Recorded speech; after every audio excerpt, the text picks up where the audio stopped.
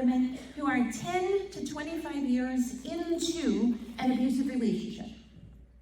They now have 3 to 5 kids.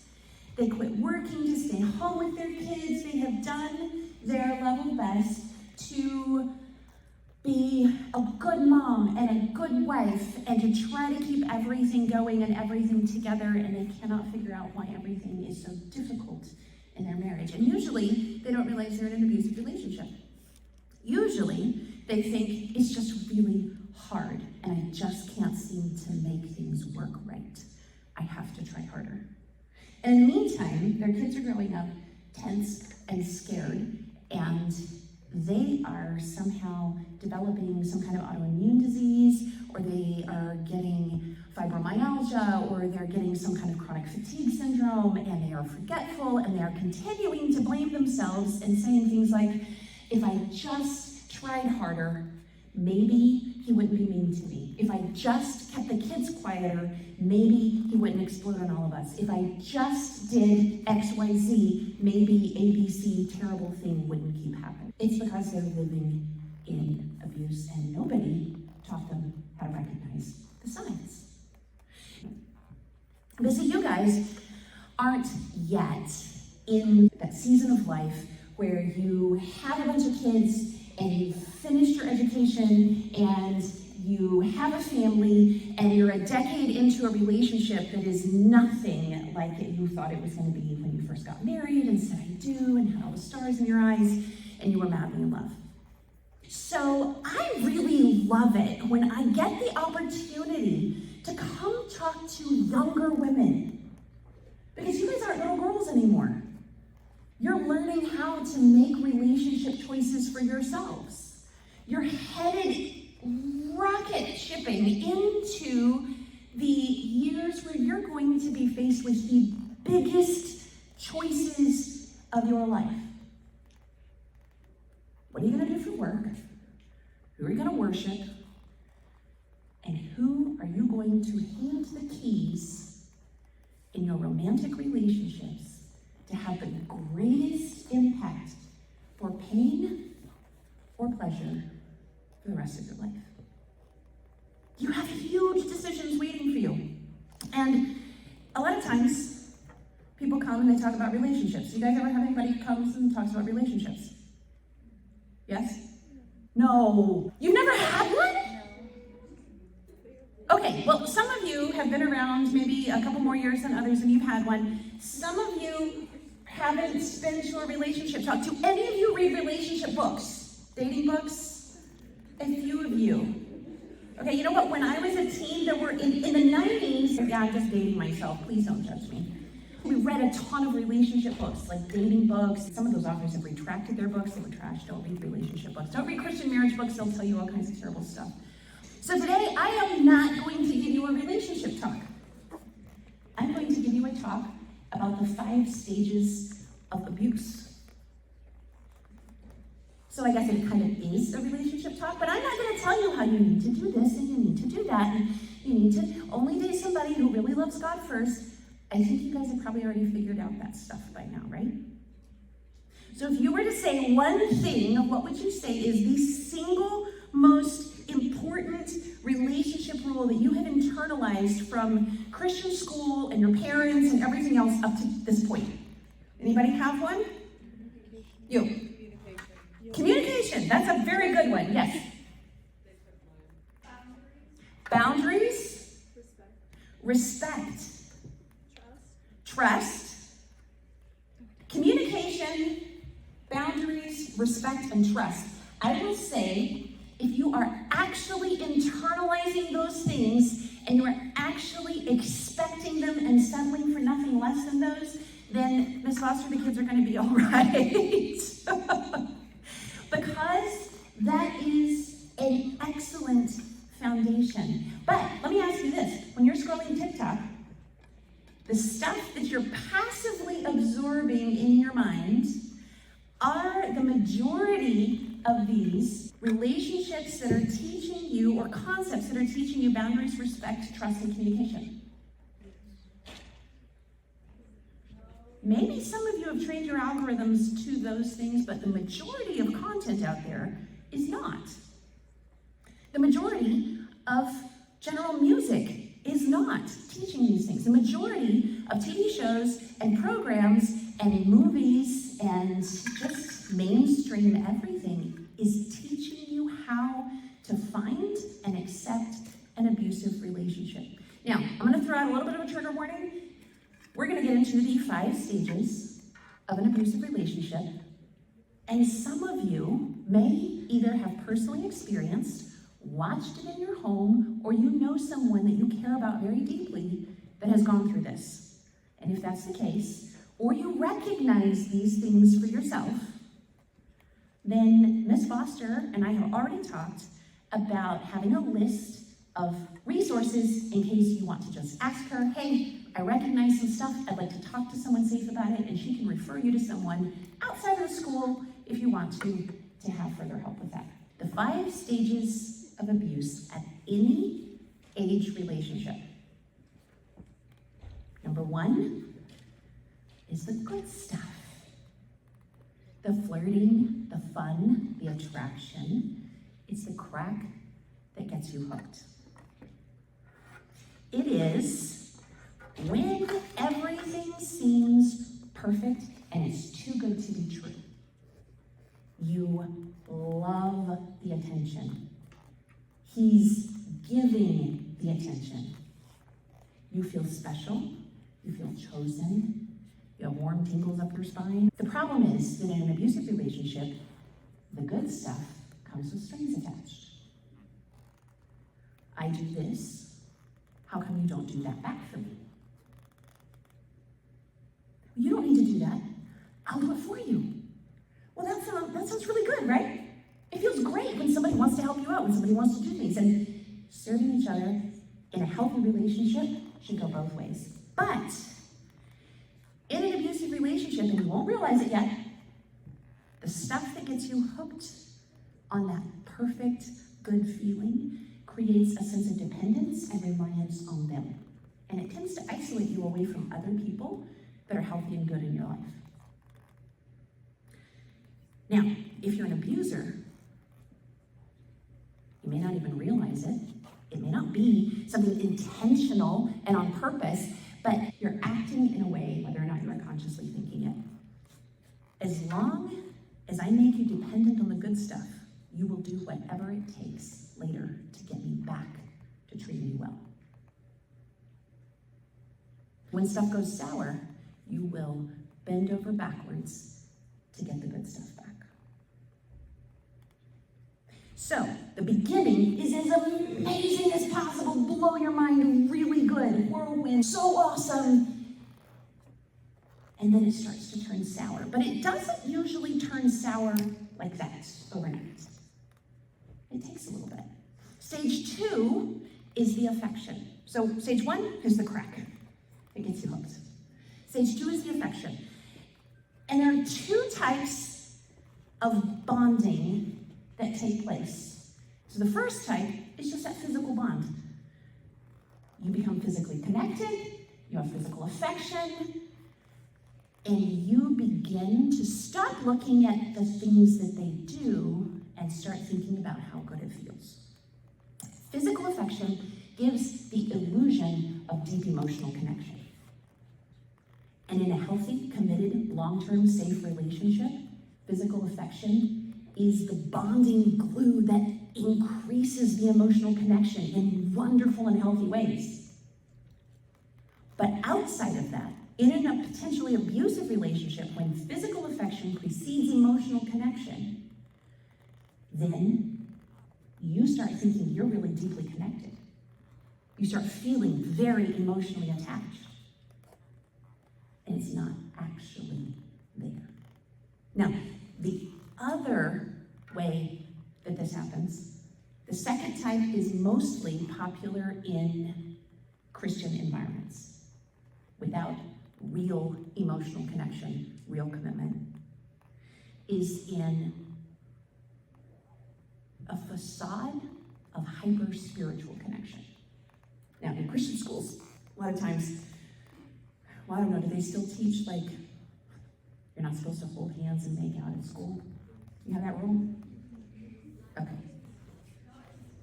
Not at the school, yeah. Exactly. So, the whole point for that is to, as much as possible, allow you time to mature before you create a lot of physical bonding, right? Because we handle those things better when we are more emotionally, psychologically, and spiritually mature. But in Christian circles, very often, you might not ever touch the person you like,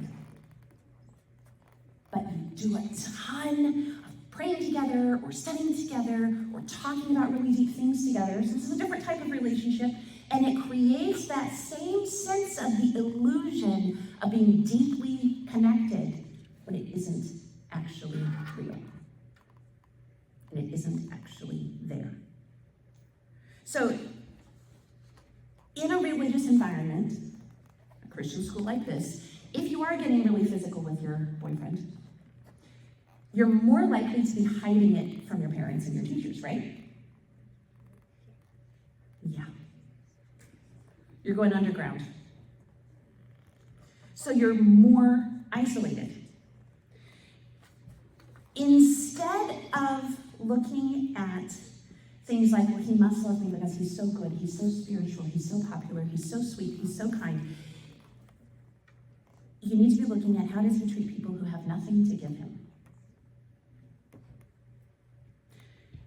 What is he like when it's quiet?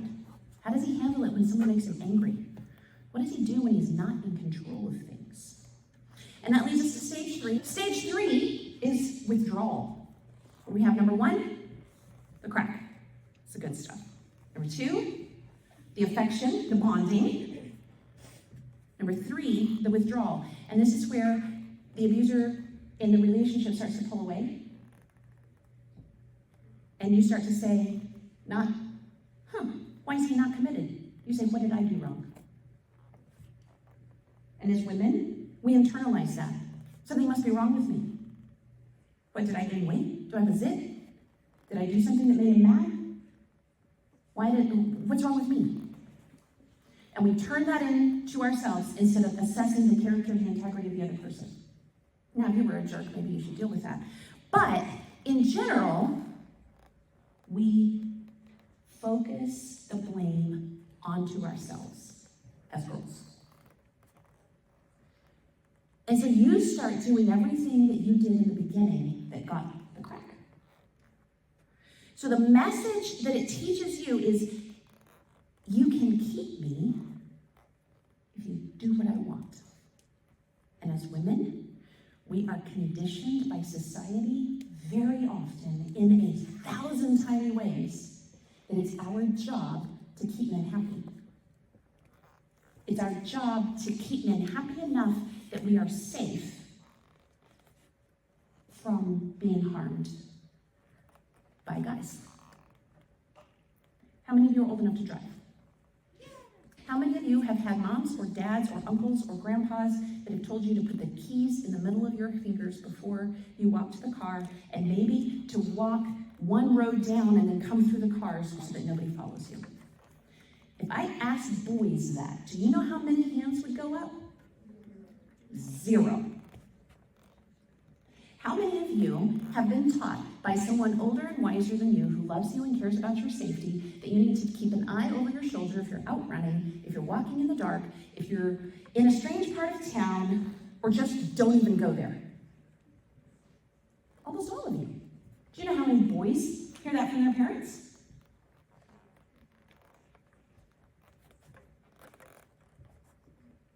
Girls are taught from a very, very young age that it's our job to make sure we don't get assaulted, we don't get raped, we don't get abused, we don't get hurt. Now,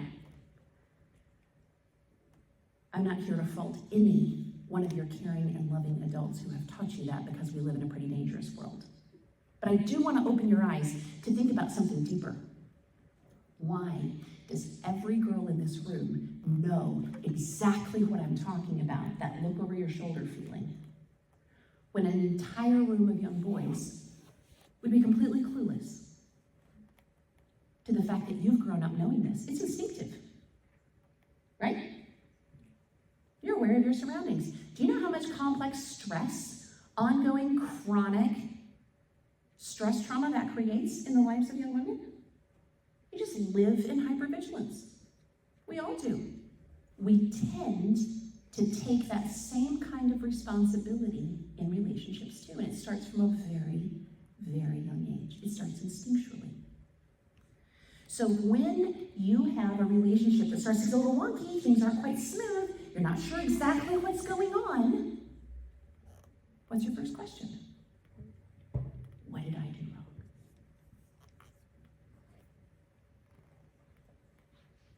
In an abusive relationship, everything's a transaction. You give me this, I'll give you that. The pornography world reinforces that 100,000 times. Everything is a transaction. And that is an entire lecture for another day. Stage 4, threats or manipulation. And that doesn't have to look like some physical threat, although it might, sometimes. But the whole point of this stage is to get you to take the blame for the relationship and to get you to deny whatever you know to be true. You guys know the word for that? Yes. Gaslighting. Teaching you to doubt what you know to be true and to wonder if you are crazy so that the other person gets off the hook. An abusive partner wants you to sacrifice your reality for his perception, and his perception will always be one that is a gain to him, not to you. Now, just in case you're thinking, oh well, it's only girls with really challenging backgrounds that get into abusive relationships. That is not true. Abusers love to intentionally target the strongest, most confident person in the room and bring them to a point of dependence and isolation. Stage 5 is cruelty. And this is where most people think that abuse starts. By this point, you've already accepted the reality of the relationship and you've been conditioned to accept it as normal. You're living in abuse all the time. He's messing with your head. Everyone else around you is trying to figure out why you're not like you used to be anymore. And culture tells you this is how we do it. We confuse conflict with passion. We confuse vacillation, just back and forth, wishy-washy, with the romantic chase. And I love hearing that you are looking for relationships with respect and value and wholeness. But I'm going to burst your bubble because the majority of culture is not actually teaching you to live in that kind of relationship and to have the courage to break up and walk away if someone isn't giving it. So, the 5 stages. The crack that gets you hooked, the affection that fakes a bond, the withdrawal that makes you worried and insecure and blame yourself, the manipulation that gets you to take the blame, and the cruelty that makes you think you deserved it. And it leaves you longing to sacrifice any part of yourself and erase anything in your identity to try to get the good stuff back. I want to tell you a little bit about why I do what I do. I was raised in an awesome, loving Christian family, and I was taught a lot of basic good things. I have parents who've been married over 50 years, they love each other very much, and I grew up actually with this rare gift of watching my parents in a healthy, long-lasting, lifelong, great marriage. And I read all those trash dating books and all the self-help Christian marriage books, and I wanted to do relationships right. And I married a pastor, and I lived in a domestic violence relationship for the next 13 years. I had no idea that I was in an abusive relationship for the majority of those years. I knew it was tough. I knew it was difficult. I knew he lied a lot. I knew I had lost the ability to trust anyone. I knew he was a sex addict. I knew he watched porn all the time. I didn't know exactly how much. I had a lot of confusion and mental entanglement. And more than anything else, I wanted to do what was right. I wanted to be a good wife. I wanted to be a good mom. I wanted to not let people down. And I had this very deep sense of internal loyalty to my own values because I'm not a quitter, right? I don't let people down. I don't care if other people let me down. I don't let people down. I don't give up on my promises. I don't break my vows, even if they've been broken for me. Until the point where it was no longer safe by a long shot. And I had to start life over, in the middle, with 2 very little kids. And the reason I do what I do is because when I needed resources, they weren't there for me. Nobody was talking about this 10, 15, 20 years ago. Not like this, they weren't. And so, since today is the first week of Domestic Violence Awareness Month, I think it's incredibly important for you to know what to look for. At minimum, 1 in 3 of you will be in a violent, abusive relationship. Someday, I will help rescue some of you from an abusive husband. I will help you find safety. Or someone that I have trained will be there for you. Last year, in our social media, we had 18 million people in 45 countries using our stuff. Knowing these things in advance can help you have a sense of protection and courage. That if you see these things happening around you, you know you deserve respect and boundaries and communication and most of all, trust. There are so many women who find themselves gradually drawn into painful, life-destroying, soul-destroying relationships, and you do not have to be one.